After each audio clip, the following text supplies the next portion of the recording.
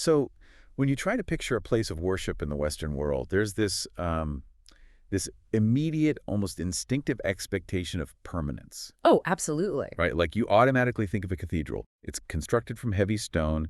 It's got these towering vaulted ceilings, stained glass, and usually, well, right at the focal point, there is a very visible, tangible statue or idol representing the divine. Yeah, it's very solid, very visible. Exactly. It's an immovable monument. And It's architecture declaring, we are capturing the divine and holding it in this specific space for 1,000 years. I mean, that physical permanence offers a very specific kind of psychological comfort to people. It really does. The divine is located, right? It's housed, and it's always accessible whenever you walk through those big, heavy wooden doors. But for this deep dive, I want you to imagine stepping into a spiritual landscape where that massive sheltering architecture it's completely absent. Just not there at all. Right. A paradigm where the divine isn't something you can, trap under a roof. Yeah. Because the divine is the mountain itself. Or the waterfall.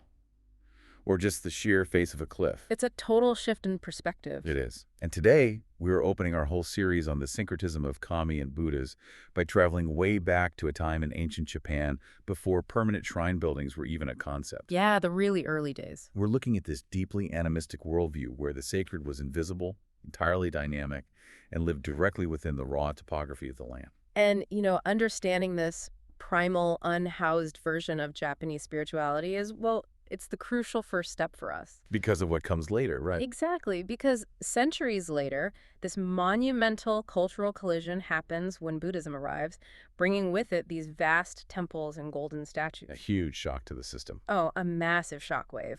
And to comprehend the sheer scale of that collision, we first really have to fully grasp the minimalist, almost fiercely ecological mindset that defined early indigenous worship in Japan. So let's start with the physical reality of this. I mean, if you are a worshiper in ancient Japan and there are no buildings, no pavilions, no architectural markers, wait, how do you even orient yourself toward the sacred? Well, you orient yourself toward the extremes of the natural environment. The extreme. Yeah.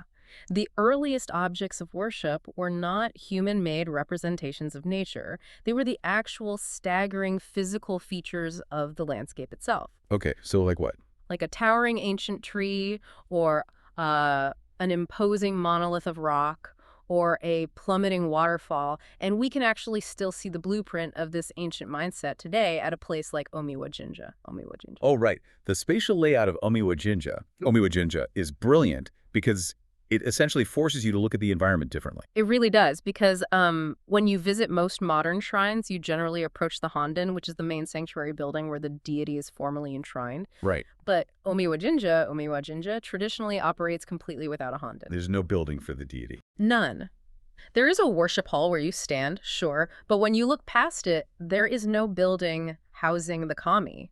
You are simply looking directly up the slopes of Mount Miwa. Wow. The mountain itself, which is traditionally referred to as a sacred Mimoro, is the physical body of the deity. You don't construct a house for the god because, well, the god is the mountain. That requires such a fundamental shift in how we define what a deity actually is. I mean, for an audience accustomed to Western theology, the word kami is often mistranslated simply as God, which brings so much baggage. Because God implies a singular human-like entity sitting outside of nature, kind of directing it from above. But a kami is woven directly into the fabric of the environment. Precisely. Kami are the animating essence of the natural world. They are these vital, very dynamic forces. So they aren't static. Not at all. Yeah. They reside in the unpredictable weather systems, the roaring currents of a river, the silent growth of a deep forest. They aren't superhuman figures governing from some distant heaven. They are the immediate, invisible pulse of the topography itself. And the ancient Japanese had a very specific term for these pristine, naturally sacred domains where the kami dwelled. They called it kanabi. Kanabi. Okay, so the goal isn't to domesticate the kami. It's kind of like trying to put a roof over the wind or the ocean. That's a great way to put it. You don't try to build a house for a hurricane. You just revere the sheer power of it in its natural state, standing at the edge of the kanabi, fully aware of your own smallness. That realization of scale is so vital to this mindset, because the human world is small, structured, and let's face it, inherently messy. Very messy. While the realm of the kami is vast, pure, and just overwhelming. Which, okay, brings up a really fascinating mechanical problem. If these forces are invisible, entirely integrated into the landscape, and lacking a permanent address like a church. How do you talk to them? Exactly. How did human beings actually interact with them? You can't just wander aimlessly into the woods and shout your prayers up into the canopy, right? Right, you need some sort of technology of connection.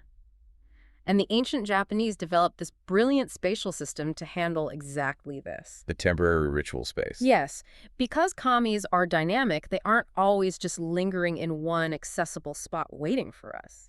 So, when a community faced a critical moment, Like needing rain for the harvest. exactly, needing rain for the rice harvest, or maybe they were preparing for a perilous sea voyage, they had to actually invite the kami to descend into human proximity. But only temporarily. Right. So they're basically building like a spiritual lightning rod to ground this intense energy for just a fleeting moment. That is a highly accurate way to visualize it. To create this temporary landing pad, they would establish a Mimoro, which is a ritually purified boundary. Okay. And within this space, they would construct a Himorogi. Yeah, which is a beautifully raw temporary altar. Traditionally, it's fashioned from unpeeled wood and branches of evergreen sacred trees. It acts as an antenna for the divine. I love that imagery. Or, alternatively, they might prepare an iwakura. Which is rock, right? Exactly. It's a specific designated rock formation that's meant to serve as the physical seat for the descending kami. You know, the aesthetics of the himorogi are so striking to me. By using unpeeled wood and raw branches, they are intentionally avoiding anything that looks too polished or permanent. It's deeply intentional. It screams impermanence. But wait, I have to challenge the underlying logic here on behalf of the listener. Sure, go for it. If a community goes through the intense labor of purifying a space, constructing this altar, and successfully calling down a powerful kami that guarantees a good harvest or safe travel, why on earth would they tear it down? It's the logical question, right? Yeah, if it works, why not reinforce the wood with stone, build a solid roof, and just keep that protective force uncalled 24/7? It is the ultimate pragmatic question. But doing that would violently violate the core indigenous understanding of purity and defilement. Okay, how so? Well, the human realm is fundamentally characterized by defilement. Sickness, death, bloodshed, decay, just the everyday friction and mess of mortal life. Right, the messy human stuff. Yeah. But kami, by their very nature, exist in a state of absolute pristine purity. So keeping a kami locked up in a human village would be, it'd be like dragging a pristine frozen glacier into a crowded, muddy city street. Exactly. It fundamentally pollutes the nature of the thing. It ruins it. And not only that, it is dangerous. We really have to remember that reverence for kami was heavily mixed with primal awe and, frankly, fear. They weren't just friendly neighbors. No, their presence is intense. It's almost radioactive in its purity. A human community literally cannot sustain proximity to that level of intensity indefinitely. Oh, wow. Therefore, the ritual must be an isolated event. You purify the space, you invite the kami, you make your offerings and state your plea, and then, and this is crucial, you dismantle the himorogi and respectfully release the kami back into the mountains or the sea. It's an incredibly respectful, cyclical relationship with the environment. You only call them when needed, and then you let them go. Exactly. It leaves absolutely no trace. Which is beautiful philosophically, but let's be honest, an absolute nightmare for modern historians. Oh, total nightmare. Right? Because if the entire religious system is designed to be temporary and biodegradable, how do we have any physical proof of how these ancient rituals actually functioned? Well, we actually rely on what archaeologists often refer to as the miracle of the 20th century. The miracle. Okay, tell me about this. There is one specific location where this ephemeral system was basically preserved in amber. It is a tiny, incredibly remote island called Okinoshima. Okinoshima. Yeah. It's floating in the sea between the Munakata region of Japan and the Korean peninsula. The geography here is the defining factor, isn't it? Mhm. Because we're talking about an ancient, highly vital sea route, but also an incredibly treacherous one. The stakes for crossing this stretch of water were literally life and death. Because navigating this route was so dangerous, yet so politically and economically necessary for interacting with the Asian mainland, the people of the Munakata region began performing elaborate rituals on Okinoshima. Desperate for safety. Exactly. They were calling down the kami of the sea to beg for safe passage. And starting in the 1950s, archaeologists finally excavated this island, And what they found was just, it's mind-blowing. A continuous, unbroken timeline of ritual activity spanning 500 years, perfectly preserved for over a millennium. It is an unprecedented window into human spiritual psychology. Yeah. Because by analyzing 22 distinct ritual sites clustered around the island's gigantic rock formations, archaeologists managed to map out a clear four-stage evolution. Right, from the late 4th century to the end of the 9th century. Exactly. It shows exactly how human beings physically interacted with the divine and how that changed. It's essentially a time lapse of human behavior. Yeah. Let's trace that physical shift for a second, because it tells this massive story about how Japanese society was changing. Okay, so if we look at the earliest artifacts from stage 1, which covers the late 4th to early 5th centuries, we see this intense, visceral intimacy. How so? The rituals were conducted right on top of the massive boulders. Wow. The worshippers believed the kami descended from the heavens directly onto the peaks of these rocks, so the humans literally climbed up there with them. They placed their offerings directly on the stone surface. It's very raw, unmediated contact.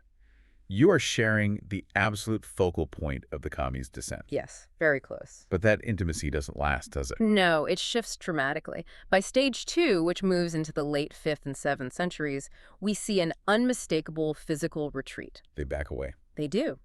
The ritual sites move off the top of the boulders and they descend into the crevices, down into the deep shade of overhanging rocks. Worshippers start constructing altars beneath the rock faces, placing their offerings in the shadows. So there is a boundary forming.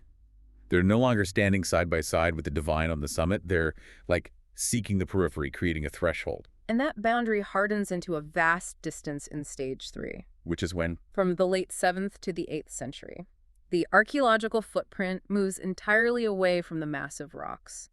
The rituals are partly in the shade still, but physically distanced from the primary Iwakura. Now, this cannot be a coincidence, right? Because the late 7th century is exactly when Japan is undergoing a massive societal upheaval. Oh, huge. This is the dawn of the first highly centralized bureaucratic government in Japan, modeled heavily after the Chinese dynasties. The parallel is stunning. As human society develops these strict hierarchies, these complex legal codes, and an emperor separated from the common people by layers of courtiers and screens, their spatial relationship to the divine mirrors that exact same distancing. That makes perfect sense. Formality replaces intimacy. A structured society demands a structured, distanced relationship with power, whether that power is a monarch or a kami. The architecture of their politics completely reshapes the architecture of their faith. Which culminates in the final phase, stage 4, spanning the 8th and 9th centuries. What happens then? The rituals have now migrated completely into the open air, onto flat ground, far removed from the towering rocks. Furthermore, the offerings themselves evolve. Oh, this is the best part. Yeah. Instead of practical, everyday items, the worshippers are now offering highly specialized artifacts created exclusively for ritual use. And the sheer caliber of the artifacts left on this desolate rock in the middle of the ocean is just staggering. Unbelievable wealth. We are talking about the absolute pinnacle of global luxury trade here. Archaeologists uncovered gold finger rings and ornate gilt bronze horse harnesses originating from the Silla dynasty in Korea. They unearthed tricolored Tang dynasty-style vases from China. And most incredibly, they found fragments of a masterfully crafted crystal glass bowl that traveled across the Silk Road all the way from ancient Persia. They are taking the most advanced, precious, cutting-edge technology and art of the known world, dragging it across a treacherous ocean and leaving it on an altar for an invisible wind and sea spirit. Right. It really demonstrates the profound gravity of these rituals. And the mythology surrounding the specific kami they were offering these Persian glass bowls to is just as intense as the artifacts themselves. We have to talk about the UK ritual. Right, the UK. The Kojiki and the Nihon Shoki, which are Japan's oldest mythological chronicles, they trace the origins of these specific sea deities to a fierce contest of vows. A contest between who? Between Amaterasu, the great sun goddess, and her wildly unpredictable brother, Susanoo. It is one of the most visceral myths in the entire canon. I mean, Amaterasu confronts her brother, demands his sword, washes it in a heavenly well, and then literally breaks the steel into pieces. Yeah. She chews the metal fragments in her mouth and blows them out into great mist. And from the breath of the sun goddess chewing a broken sword, 3 goddesses are born. And the myth explicitly declares that these 3 resultant deities, Tagori Hime no Kami, Tagitsu Hime no Kami, and Ichikishima Hime no Kami, descended to the physical world to act as the supreme guardians of the sea route to the continent. And as the rituals evolved over those 500 years and eventually expanded outward from Okinoshima, the geography of their worship mapped perfectly onto the sea route itself. You get 3 distinct shrines, one for each goddess. The spatial organization is just a masterpiece of sacred geography. Tell us about the layout. Well, the most remote shrine, Okutsumiya, remains isolated on Okinoshima itself. Then as you move closer to the mainland, you find Mikatsumiya on Oshima Island. Okay. And finally, firmly planted on the coast of Kyushu, is Hetsumiya. Together, these 3 locations form the grand Munakata Taisha Shrine Complex, creating this continuous spiritual bridge across the ocean. But the only reason we know any of this, the only reason those Tang Dynasty vases and Persian glass fragments weren't looted centuries ago is because Okinoshima was protected by an invisible psychological fortress. A fortress of pure fear and respect. The taboos surrounding this island were absolute. The island is considered a living heritage specifically because of the terror and reverence those taboos instilled. The most fundamental rule was misogi, which is strict ritual purification. And this wasn't just washing your hands. Oh, no. To even set foot on the island, an individual had to strip completely naked and immerse themselves in the freezing, turbulent ocean water to wash away the defilements of the human world. Wow. Historical records from the 17th century even describe guards stationed near the island having to undergo this intense sea purification for 7 consecutive days before their duties even began. 7 days of harsh physical isolation and cleansing in the ocean just to approach the periphery. Yep. And once you were actually there, your diet was heavily restricted too, right? Yep. Very restricted. You were strictly forbidden from consuming the meat of any 4-footed animal. Why 4-footed animals specifically? Well, Shinto and the worship of kami developed hand in hand with the agricultural cycle. To consume the animals that were vital for plowing fields and sustaining human life was considered deeply taboo in a space meant for pure communion with the divine. Okay, that makes sense. But the ultimate safeguard, the real reason the artifact sat undisturbed in the dirt for a millennium, was the vow of silence. The Oiwazu-sama. Yes. It was an absolute, unbreakable decree that you must never speak a single syllable about what you saw, heard, or experienced on Okinoshima. A complete blackout. The psychological weight of this vow was so profound that local populations refused to even speak the true name of the island aloud. They relied entirely on euphemisms instead. You essentially carry the secret of the kami's realm to your grave. This vow of silence explains why there are virtually no historical documents detailing the island's immense treasure hoard prior to the 1954 excavation. They kept the secret. The locals definitely knew, but they simply did not speak a word of it. And there are accounts demonstrating the supernatural dread associated with breaking these rules. Oh, like what? One prominent record involves a 16th century feudal lord, Kuroda Nagamasa. He boldly attempted to appropriate a golden loom and several other divine treasures from the island for his own castle. Big mistake. Massive mistake. The chronicles state that immediately upon his attempt, a blinding light scorched the sky. The earth trembled violently, and he was struck by such overwhelming terror that he desperately returned every single item. Oh, wow. It was the devout faith and the genuine fear of the local seafaring communities that shielded Okinoshima from the ravages of history. So if we step back and look at the vast tapestry we've just unspooled here, a very clear picture of indigenous Japanese spirituality emerges. It does. It is beautifully ephemeral. You have dynamic, invisible forces of nature. You have temporary, unpeeled wooden altars built out of desperate necessity and then just returned to the soil. You have a profound respect for the raw landscape and this strict system of purity that keeps the human world and the divine world at an arm's length cyclical distance. That is the foundational bedrock of ancient Japan. But no culture exists in a vacuum forever. No, they don't. By the mid-6th century, the ocean route protected by the goddesses of Munakata brings something to the shores of Japan that completely shatters this minimalist paradigm, the arrival of Buddhism. And it is impossible to overstate the sheer magnitude of the culture shock here. Buddhism introduces a worldview that is the exact polar opposite of everything we have just described about the kami. Right, because Buddhism doesn't deal in invisible mountain winds. It brings hypervisual, tangible, gold leaf statues of Buddhas and Bodhisattvas. Exactly. It doesn't build temporary wooden altars to be dismantled after the harvest.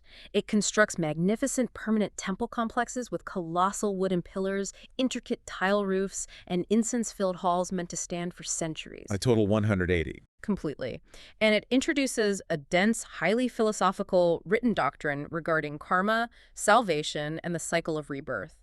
This fundamentally challenges the visceral, nature-based purity systems of the indigenous people. It's like a quiet, acoustic indie band that only plays impromptu, unrecorded sets in a remote forest clearing, suddenly being forced to merge with a massive, highly produced stadium rock tour, That's hilarious. complete with pyrotechnics, a fleet of tour buses, and a global merchandise empire. I mean, the friction is just inevitable. Oh, and the collision was violent at first.